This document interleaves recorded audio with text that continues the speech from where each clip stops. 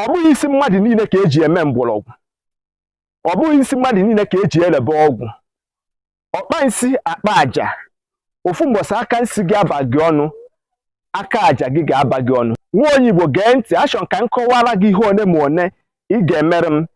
Ị na-ajụ onwe gị kedu ihe na-abụ ịbata be nwa dibịa maọbụ ọtụtụ ebe dị iche iche, efu nke anwụrụ ọkụ na-arị elu. Anwụrụ ọkụ ihe ịfụrụ abụghị obere anwụrụ ọkụ ka ọ bụ.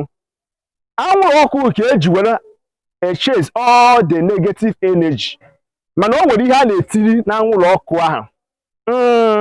Ọ bụrụ na ị na-eme ihe nlecha aka, ikekwe ọ bụrụ na ị na-agba nkwụ nwaanyị, maọbụ na ị na-akwa ozu, maọbụ na ị na-emepe ụlọ, ị na-eche na ndị ọjọọ ga-abịa tinye gị ọgba aghara mbọsị ahụ ị na-eme ihe. Maka na o nwere ndị bụ ọchị, eze, iwe na ọnwa n'obi, maka na ị na-eme ọfụma maọbụ na ị chọrọ ime ihe ị kwesịrị ka ime.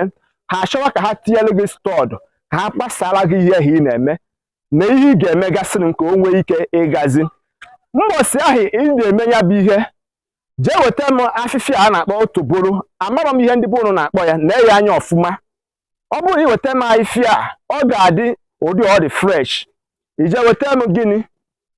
Ije weta m ogbeke liv, na-enye anya ọfụma. Ọ bụrụ na ị wetara nye